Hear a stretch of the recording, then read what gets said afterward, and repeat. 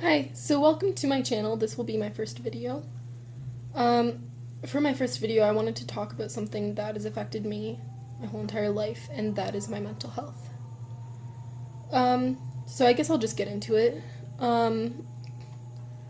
My mental health started when I was very young. I was about 7 years old, and my parents stopped living together. My godmother died, and my childhood dog died. All around the same time. And that was very hard for me, and I became very depressed. But I didn't know what depression was, so I didn't know how to tell anybody how I felt. I didn't make any efforts to tell anybody. I just felt sad all the time. That's all I knew. I was sad all the time. Eventually that sadness turned into suicidalness, and I didn't know what that was either. I was only 7. All I knew was that I didn't want to be here anymore.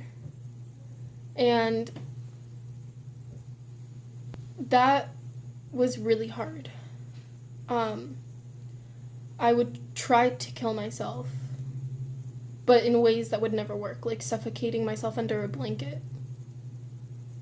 I remember there was one day, Dr. Phil was on.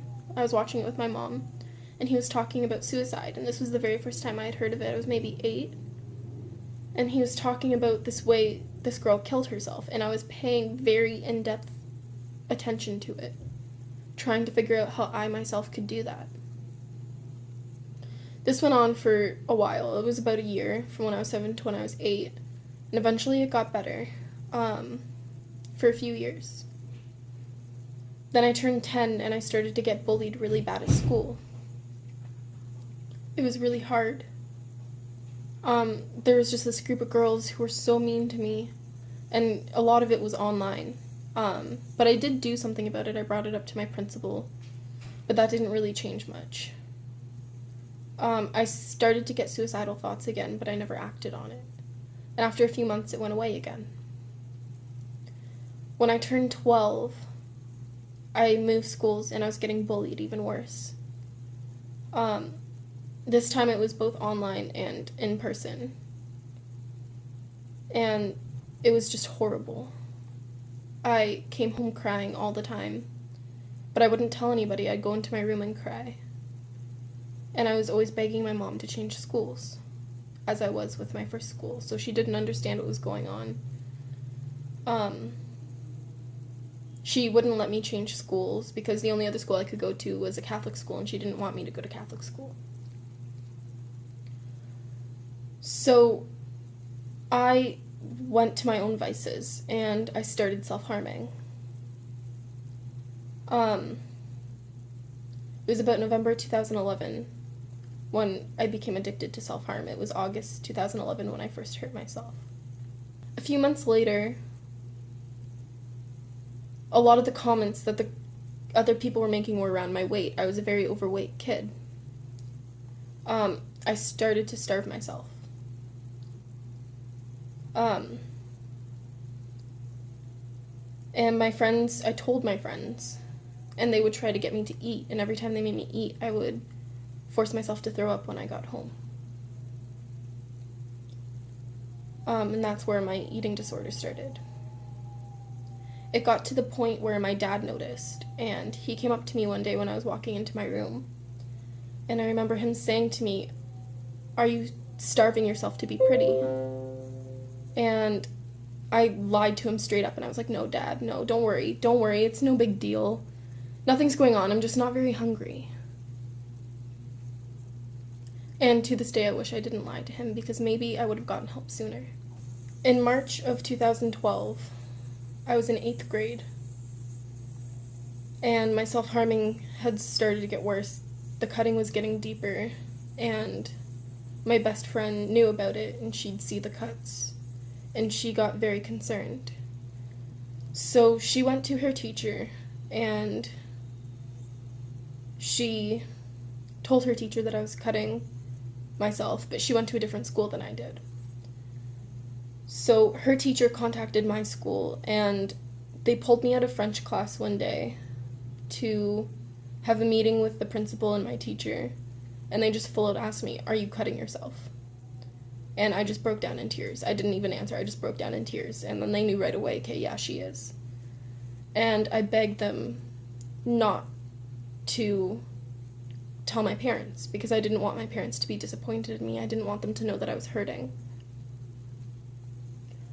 So I ended up calling my mom. She was working. She came from work. Well, she took time off of work to come and talk to them. And she picked me up and continued to work with me in the car with her, because she worked on the road. She was crying when they told her. When we got home that night, she asked to see my cuts, and I showed her, and she kissed them. And I knew then that I had to stop. I just didn't know how I was going to do it. So I threw out all my razors, and that was probably a mistake, because what I was using wasn't that sharp. But it was an addiction. So I started fiending for it. And I went out and I bought X-Acto knives, which are, if you don't know, extremely sharp.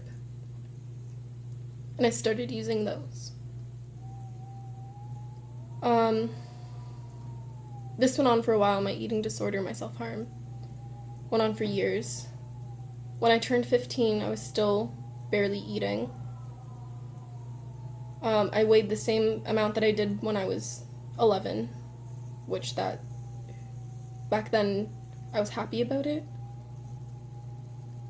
But now looking back on it, a 15-year-old should not weigh the same amount that they did when they were 11 years old. And to this day, I still have a hard time with not weighing that much.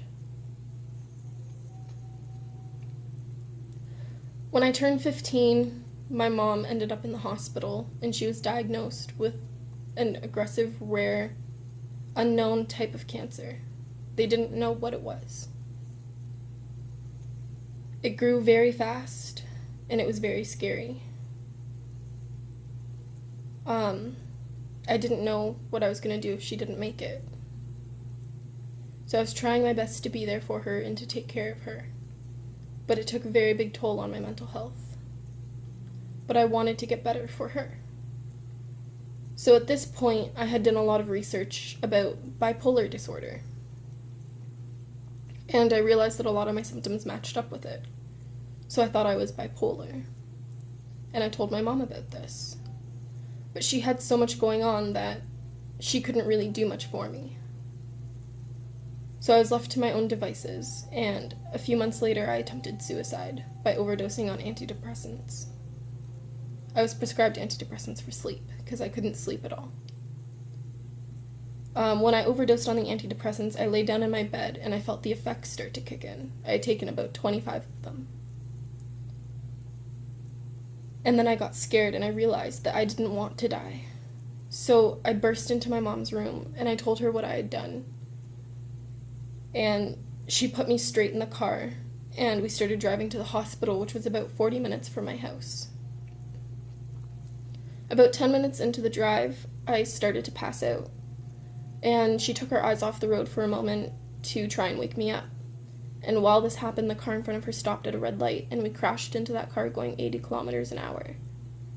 The whole front of our car was smashed up, it was smoking, it was bad.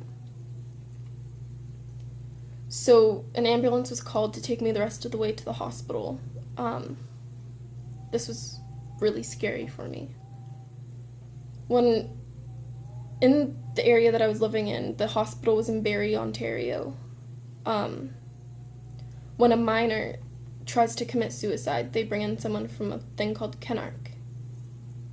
And that person comes and they talk to you, and they ask you questions about your life and your mental health. And this interview lasted a good 2 hours. I told her all about when it started. I was 7 years old. I wanted to kill myself. It was really hard. I was discharged from the hospital that night. I couldn't eat anything. My parents kept trying to get me to eat, but every time I ate, I just automatically threw it back up because my stomach was so weak from the overdose. I ended up having whiplash from the car accident, so my neck was in a neck brace for a while, and then I got bullied for that. People would say stuff like, oh, hey, nice necklace. So I would wear my neck brace in class because no one ever said anything then, but at lunchtime I would take it off, and it would hurt so much I'd have to rest my head on the table and stuff like that. When I saw my mom's reaction to my overdose, I decided that I really needed to get better for her. So I stopped cutting myself, and I got to about 3 months clean, and then my mom got even sicker, and she passed away. It was really hard on me. I loved her so much. I still love her so much. I started self-harming again. And my anger got really bad. And all I wanted to do was party, smoke weed, drink, hang out with my friends. And at this point, I was grounded for the suicide attempt. And I was sneaking out in the middle of the night. When I turned 16, I moved out of the house, and I moved from place to place, and right before my 17th birthday, I ended up homeless. That was scary. I was homeless for about 6 months, until I moved in with a family. And that was okay.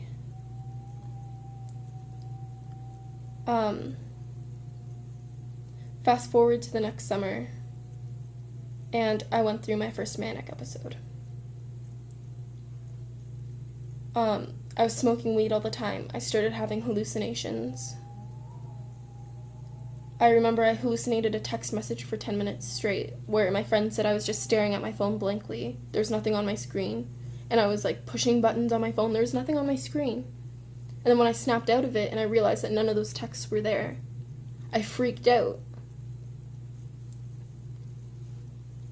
And that was the first time I had a hallucination that bad. Fast forward a bit, and I turn 18.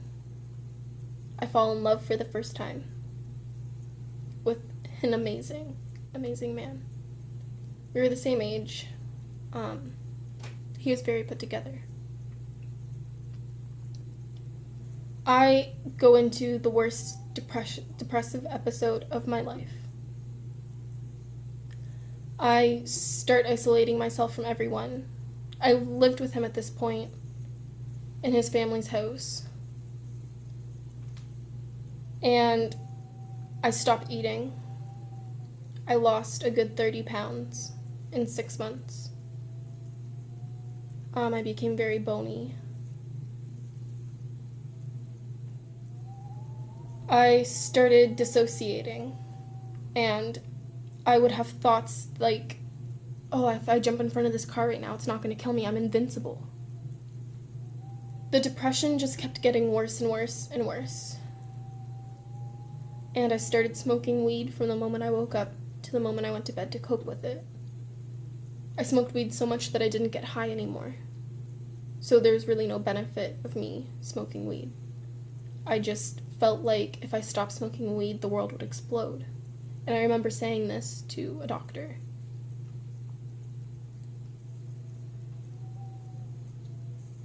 I started to go into psychosis and having hallucinations every day. Tactile, visual, auditory, all of them. I would have tactile hallucinations of bugs crawling all over my skin 24/7, and it was horrible. It was so hard to fall asleep at night. I would hear what sounded like fairies saying my names. I would see wild animals in places that there weren't wild animals. And I knew that because I would be out with my friends, and I would be like, oh guys, hey look, there's a raccoon. And they'd be like, there's no raccoon there, what are you talking about? And I'd be like, it's in the middle of the path, look. There's no raccoon there.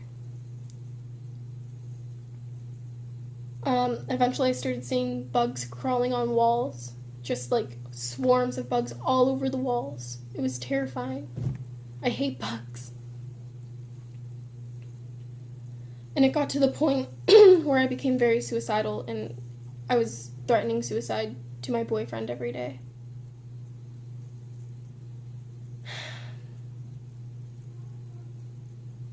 This is very hard to talk about.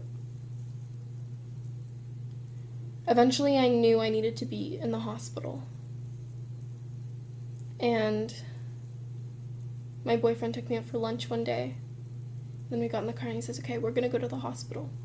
I couldn't stop moving. I was smashing my leg off of the car door. I was freaking out. I was bawling my eyes out. He said, okay, we have to go to the hospital.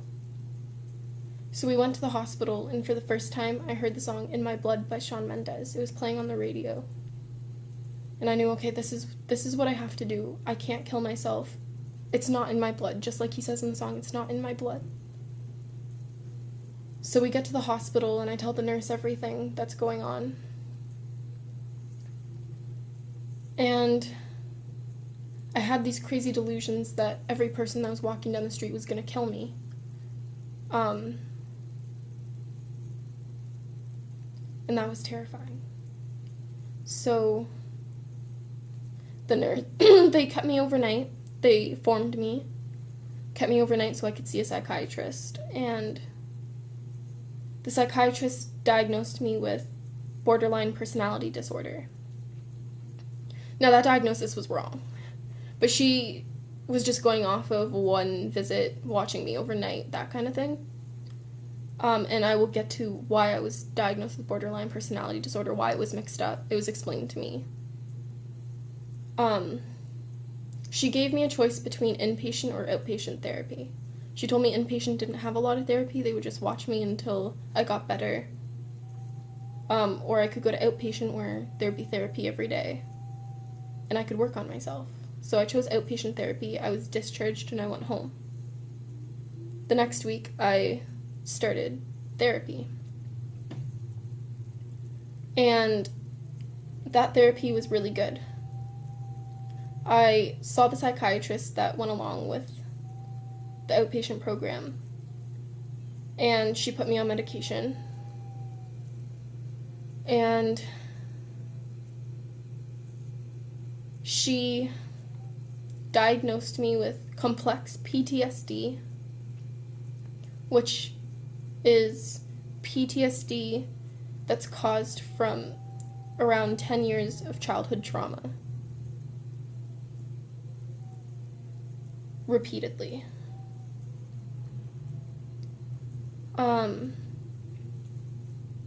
And she diagnosed me with bipolar disorder. Now, this didn't come as a surprise to me. I always thought I was bipolar. It was more surprising to be diagnosed with borderline personality disorder. I didn't see that. But the reason why I was diagnosed with borderline personality disorder is that complex PTSD is very, very similar. So, I went through 8 weeks of outpatient therapy, and I made a complete 180. The hallucinations stopped, the delusions stopped, the dissociation stopped, and I finally started to feel better. I applied to supportive housing, which is a housing unit for people with mental health problems and homelessness problems, addictions problems. And you live there for a year, and they help you get through it, and they support you. So I moved in the same week that I finished outpatient therapy, and I started to go through PTSD therapy. Fast forward to now, because that was not even a year ago that I did the outpatient therapy. I am still living in the supportive housing. I have about 4 months left, and it's helped me tremendously. I finally feel like I'm in a place where I can get a job, I can make a living.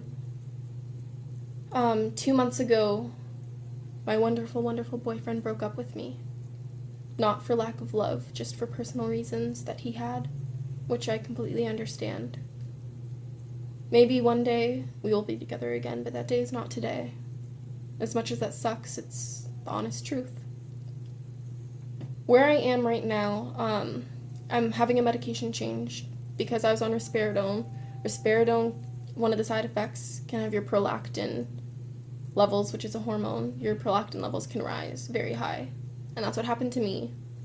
So I'm in the middle of a medication change right now. I was really happy, but with my medication change, my symptoms are coming back, and it's causing me to feel sadder. But I'm dealing with that. I have the coping tools to do it now. I am almost 3 weeks sober, and I'm very proud of myself for that. It's been a long battle. Yeah. So if you like this video, subscribe, like. I'm gonna make more videos, not necessarily just about mental health, about a bunch of different things. I'll do story times. So like and subscribe. Thank you.